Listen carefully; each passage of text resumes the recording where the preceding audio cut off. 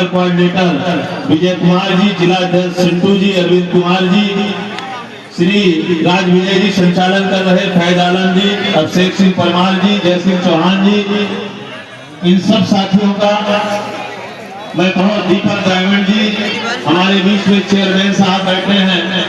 मऊ के, उनका भी बहुत बहुत हार्दिक स्वागत अभिनंदन करता हूँ। और साथियों, जिन लोगों का नाम लिया हूँ उनका स्वागत करता हूँ, और जिन लोगों का नाम नहीं ले पाया हूँ उनसे क्षमा चाहते हुए उनका और भी सबसे ज्यादा तहे दिल से हार्दिक स्वागत अभिनंदन करता हूँ। और सबसे ज्यादा अभिनंदन करता हूँ, मंच से बैठे लोगों से ज्यादा अभिनंदन करता हूँ कि इतनी भारी संख्या में, इतनी भारी बारिश में और देर होने के बावजूद भी जो हमारे बहुजन समाज पार्टी के विधानसभा सेक्टर और बूथ तक के पदाधिकारी आए हैं और जो समर्थक आए हैं, उन सबका हाथ जोड़ करके सादर जय भीम और जय भारत। इन साथियों, हमारे विद्वान और जिम्मेदार साथियों ने आपके बीच में विस्तार से अपनी बात को रखा। भाई, इस कार्यक्रम के जो हमारे आयोजक हैं जेपी आजाद साहब, आज मैं जब आया आजमगढ़ से उतरा, इन्होंने मुझे रिसीव किया और रिसीव करने के बाद इतनी ज्यादा संख्या में नौजवान थे कि मैं धीरे से बीच से निकल करके आगे निकल करके पहले पहुंच गया। और मुझे बड़ी खुशी है इस बात की कि माननीय बहन जी ने जो कहा है कि माननीय आकाश आनंद जी की अगुवाई पर 50% नौजवानों को तैयार करना है, तो निश्चित तौर पर ये मोहम्मदाबाद गोना में दिखाई दे रहा है।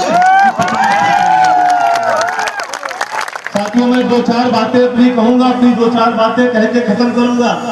हमारे नौजवान साथी यहाँ पर बैठे हैं, बहुत सारे नौजवान खड़े हैं, मैं भी थोड़ा नौजवान हूँ, इसलिए नौजवानों से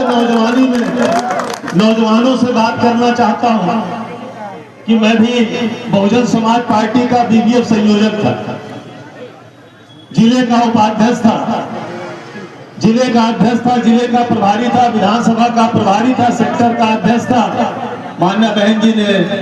एक दिन कोऑर्डिनेटर बनाया, 1 मंडल, 2 मंडल, 3 मंडल, 4 मंडल, 5 मंडल,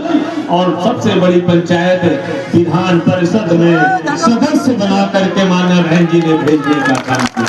तब बहुत कम उम्र थी, और उस दिन बड़ी बात हुई जब बहुत सारे सीनियर होते रहते,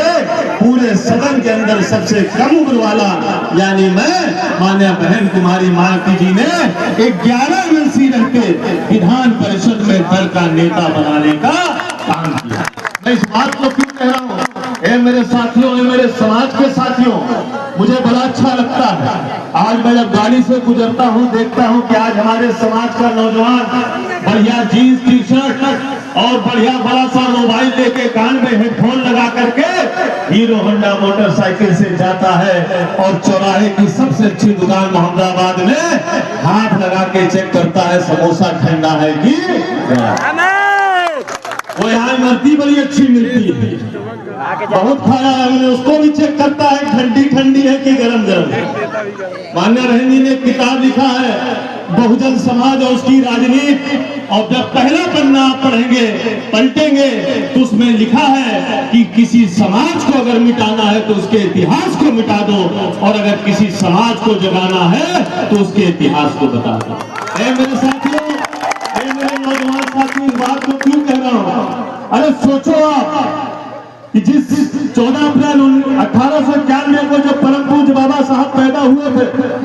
तो हमारे लोगों को पढ़ने लिखने का अधिकार नहीं था,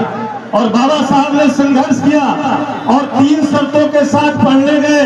पहली शर्त थी कि बाबा साहब पढ़ने आएंगे लेकिन बाहर बैठकर पढ़ने का काम करेंगे। दूसरी शर्त थी साथ में टाट लाएंगे, और तीसरी सबसे बड़ी शर्त थी कि एक ऐसा विद्यालय परिसर में एक चीज ऐसी थी कि जिसको बाबा साहब देख सकते थे लेकिन छू नहीं सकते, वो था पानी का घड़ा।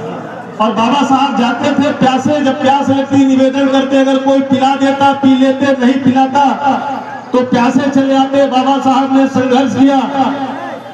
कुर्मी समाज के राजा छत्रपति साहू जी महाराज जी के सहयोग से विदेश पढ़ने गए, और जब विदेश से पढ़ करके आए और उन्होंने देखा कि आज भी हमारे लोगों पर अत्याचार हो रहा है, तो बाबा साहब ने पूरा जीवन अपना सर्व समाज में दबे कुचले लोगों के संघर्ष के लिए लगाने का काम किया। और मेरे साथियों, मैं सदन में भी इस बात को बड़े गर्व से कहता था